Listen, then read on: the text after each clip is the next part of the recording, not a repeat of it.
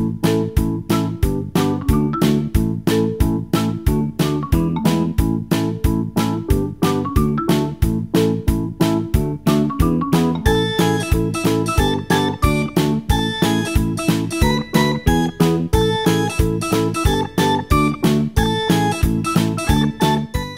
morning! It's 10:10 and as expected, di ako nagising ng maaga today. But I'm done naman with the chopping. And then yung baboy, pinapaano ko na. Pinapalambot ko na. And may kasama ako dito. Hi! Okay, matatapos na. Nagising ako mga 9 or 9:15 yata ako nag-start. Dito pa si daddy nun. No? Haji? You want to cook? You want to cook? Sige. Anyway, so yun. Once everything is set naman or nahiwa na, dire-diretso na to. So, madali na lang to. Madali na lang to. Tapos, di ako kailangan magsaing for lunch kasi may natira pa tayong kanin kahapon. Yeah! Naubos kasi si daddy nga nag-carbonara nung gabi. So, I just need to saing later on. Okay? Remind mommy, ah. Remind mommy. So, yun. Good morning! Happy Monday! Wish us luck on my season 2 of my SG life. Yeah! Living it up with the limbs. Ay, hindi pala living. Keeping it up pala. Living it up. Keeping up with the limbs. Okay.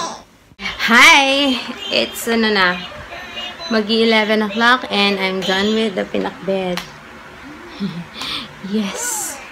So, today I want to change bed sheet and try to walis if I can. Hopefully. I plan to do that pag tulog sila, pero si Zach kasi minsan pag sa tanghali, madali siyang magising sa mga kaluskos. So, I don't know. We'll see. But I want to change bed sheet. And yun. So far, so good. Ang, naisip kong struggle ngayon katulad nung last time na, nung pinaliguan ko si Zeb. Tapos, naiwan ko si Zach dito na natutulog. Tapos, in the middle of taking a bath, si Zeb, nagising si Zach. So, iyak na iyak. So, what I plan to do is, isama na rin si Zach, naka-wheelchair. Doon siya sa stroller. Kung hindi siya tulog, ha? Can you see? Oo naman yan. Can you see? Yeah. Dance.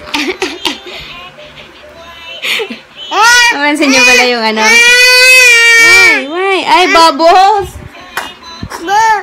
Baba! Oh, wipe. Thank you, kuya. Oo.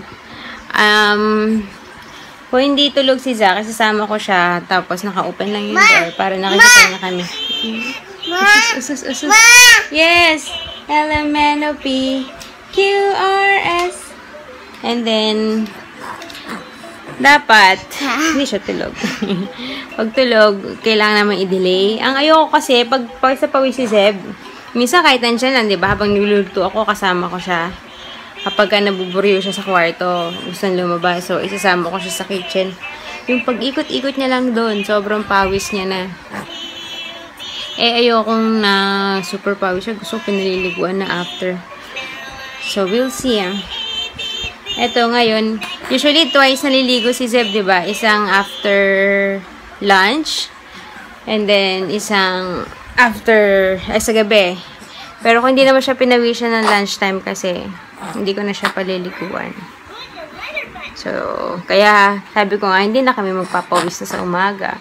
Unless na nga lang na may mga times na mabuburo yan dito sa kwarto, gustong lumabas. Ayun, magpapawis talaga siya pag nasa kitchen. Ay, naka na problema ko. Yun lang naman ang struggle. O kanyari yan, maglalaba ako. Pag nagsampay ako, kasama ko din. Kasi iniisip ko, paano ba yung ginagawa ko dati nung si Zeb baby, ganitong edad. Ganon ginagawa ko, nasa stroller siya. Minsan nga, naka-carrier siya. Pero wag ko na i-carrier. Yay! Medyo kaya niya ng mag-squeeze. Nilalagay niya na yan, oh. Yan lang. FYI.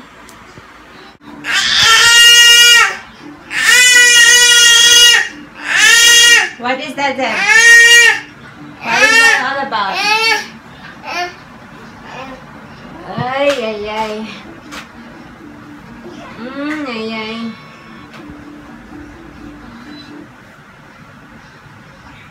What are you doing, Kuya? Uy, oh, sige. Careful, careful.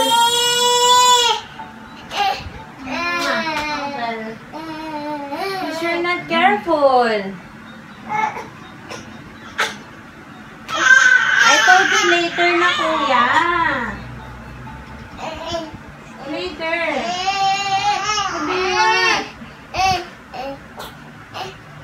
Oh, you put here. Oh. Zach.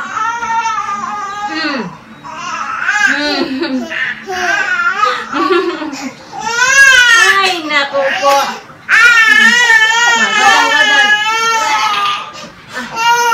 Baby sleepy na. 11:50 pa lang and gutom na daw yung alaga ko. So, pakainin ko na si Zeb. Nakapagpalit na pala ako ng bedsheet and nakasalang na ngayon. So, yeah. It was a struggle but we did it. Okay. Okay. Second struggle begins. And that is putting them both to sleep or for a nap. Nakahiga kaming itsura ko. New trend. Nakahiga kami lahat sa kama. Tapos, naghaharutan kami ni Zeb, nagkikilitian. Tapos, paglingon ko, ito pala, nakapikit na. Kaso, biglang hinalikan ni Zeb. Nagising. Sayang. So, ngayon, kailangan kong pag-effortan. Okay na siya kanina dun eh. Nakatulog siya ng kusa. Hindi ko akalain niya na makatulog siya ng kusa. Tapos ang ingay pa namin kasi nagkukulitan kami ni Zeb. Kinikiliti ko. Anyway, iniwan ko si Zeb doon. Sana pagpasok ulit. Magsasampay na kasi ako. Patapos na yung aking labada. So, ilalagay ko to sa stroller. And sana pagpasok ko sa loob, tulog na si Zeb. But we tried out. Well, minsan kasi, pag naiiwan siya mag-isa dyan, wala siyang choice. Tapos, nilipat ko na yung TV sa channel na hindi pambata. So, we'll see. Ako'y naantok naman. Ay, pagkatulog na ng dalawa, magwawalis na ako sa room and then I'm gonna take a nap. Yeah, sleep na siya. Take a nap. Hi guys, grabe, it's 2:35 na. Ayan, patapos yung labada ko. Nakatulog ako habang nasa dibdib ko si Zach. And then, ayoko na nga sana bumangon kasi okay na yung tulog ko eh. Kaso nga, yung labada ko. Tapos, yung tinry ko ilapag, nagising. So, pinadede ko. Ayan, tagal-tagal dumede bago ko pa mailapag ulit. Kaya, ayan, yun pala ako makapagsampay. Anyways,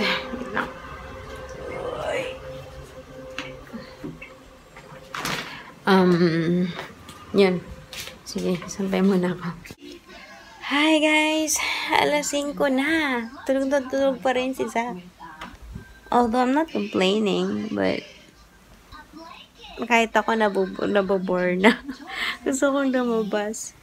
Kanina, medyo may konting putol, pero pagka sinalpak ko na yung aking, you know, nakatulog siya ulit. Pero it's been what? Yung last na pinadede ko siya, parang 1.5 hours ago na. Anyway, para tuloy kumukulimlim pa naman, oo. Sana muwi maaga si Daddy. Yeah, so far, my first season 2, episode 1 is doing great. Walang meltdown na nagaganap. So, yun. Kanina nagsisend sa akin ng link si daddy. Siguro medyo free siya sa trabaho. Nagsisearch siya ng mga childcare within our area. Sabi niya yung YWCA na daw yung cheapest. Ewan ko, meron siyang sinend sa akin na link. Iba yung rate, nagmahal na. Siguro yung nakita ko kagabi na rate. Diba sabi ko, 700 nga ba yun? Doon sa, binigay niya sa akin link, 759. Although, kahapon kasi, nung nasa playground kami, nung nagsisearch ako, wala akong makita. Hindi ko pa nakikita yung website nun. In-email ko. Nag-reply kanina. So, yun yung binigay nila sa akin, yung rate na nakita ni daddy, which is 759. Tapos, yung registration, 53. Pero, meron din deposit na 759. So, mabayaran mo dalawa. Tapos, meron siyang nakita naman isa, malapit dun sa grocery. Mas mahal siya, pero mas maraming schedule. Parang yung nagso. Kasi merong Monday to Friday, 7 to 7 nga lang, 1-1. Tapos, merong half day na either 8 to 12 or tas 1 to 7. Parang ganun. Basta merong half day, merong morning, merong afternoon. Tas meron din silang flexi na MWF. Tas meron din silang ayun, yung MWF. Meron akong nakita pala na ano nga ba yung nakita ko? Basta parang okay, sabi ko 600. Parang Monday to Friday. 8 to 5, parang ganun. Kasi ayoko naman nung 7 to 7. Mamimiss ko naman ng sobra si 7. Parang mga 8 to 5 yata yun, Monday to Friday. Tapos yung MWF nila, 400. Parang, carry ko din sana ang every other day. Parang 2 days lang ako na medyo mag-i-struggle. Pero, we'll see. Pag-usapan namin ni daddy. Para mas gusto ko yung options doon yung malapit sa grocery. Parang naririnig ko si Zach gising na ata. Ay, gising na nga. Hello. Hello. Oo. Kiss baby, kiss baby. Hi. Careful pwede na kami lumabas Usus. No crying. This is it, guys. We're gonna go out. Hi, kuya. Say hi here. Here. Pahirap naman yan. Okay, wait. Okay, sit down lang. We're going to the playground. Sit down. Okay. Walang tao. That's perfect. Okay, go. Go and play, Zeb. Naalis pa muna yung mga dahon-dahon bago mag-slide. Ops! Zeb, Gavin, you be careful, ha? You go on the other side. Go on the other side. Makulimlim mo, guys. Saan na kami abutan? Nagulat si Zeb. What's that? Oh, okay. Hi, guys. Umalis kami kanina sa playground kasi parang feeling ko maambon. Parang may mga patak ako na-feel. So, umalis kami. Aray ko. Tapos, binriban ko si Zeb na sabi ko, ice cream kami sa bahay. Pero pagdating sa elevator, hindi, magpipress pa lang ng elevator, ayaw na. Nagwawala. Tapos pag-check ko ngayon, wala naman ng ambon. So, we are here sa badminton court. So, ayan. Pipiknik si Zeb. What are you doing? Are you gonna lie down there?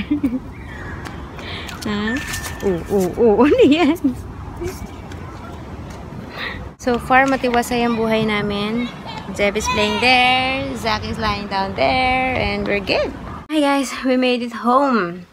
Siguro mga 6:20 and then diretso ligo si Zeb habang si Zach nasa stroller. And then, yung almost patapos na, tsaka na nagwala si Zach. So, pero we're good.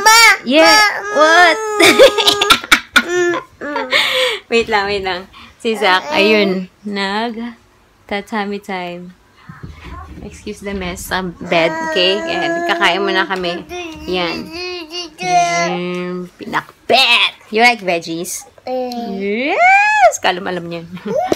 Hi guys! Alas 9 na. And you know, going to the grocery. But after that, punta ulit akong Parkway. I'm gonna have yogurt. Lau-lau. Yung frozen yogurt. I kinda am craving for it. So, yun. Punahin ko muna yung grocery kasi everyday na lang ako nauubusan ng broccoli. And if you've been watching Say, meron siyang ginagawa yung broccoli na merong cheese sauce. Since meron akong extra cream of mushroom soup, meron din akong cheese, so I thought of doing that as well. So, kita tayo dun. Nga pala, you know what? Akala ko kahapon di ko ma-upload yung vlog ko. Problema ako kasi, di ba inabot siya ng 24 minutes. Tapos nung sa phone ako nag-edit, kung napapansin nyo, minsan yung vlog ko merong opening, minsan wala. Pag merong opening, ibig sabihin sa laptop ko siya inedit. Pag walang opening, sa phone ko. So, since 24 minutes siya, ayaw na mag-save sa phone ko kasi nga not enough space na. So, sabi ko sa laptop, diba, naglolo ko yung battery ng laptop ko. Tapos, nung nandito si Roshi, hinihiram ko yung charger niya. Kasi yung sa charger niya, nag-work yung laptop ko. Pero yung charger ko ayaw. Pero tinry ko yung charger ko sa laptop niya, nag-work. So sabi ko, hindi charger yung problema talaga. I mean, okay yung charger. So yun, tapos kagabi, i-give up na ako. Kasi, na-export na siya. Hindi pa pala na-export. Parang exporting siya 53 minutes to go pa. Pero yung battery ko, 13% na lang. Parang, hindi. Parang ganun, something like that. Hindi na aabot. So, tinry ko. Wait, sasaliwa ako ng daan. Yung mga kasalubong ako. Nahiya naman ako. Tapos yun, tinry ko ng tinry. Buti na lang nag-charge. Kaya ako naka-upload ng vlog. So, yun. Nag-google na ako ng... Dati, nagtingin na ako kung magkano yung presyo ng charger. Nasa 108. Pero hindi nga yung charger problema yung battery itself. Yun, hindi ko alam kung magkano magpa-service. So, pagtsagaan ko muna. Ayun, FYI. Hi guys. Na-edit ko na yung vlog ko. Tapos biglang accidentally na-delete ko yung last clip. So, yeah, I'm just gonna say good night. See you tomorrow. Bye.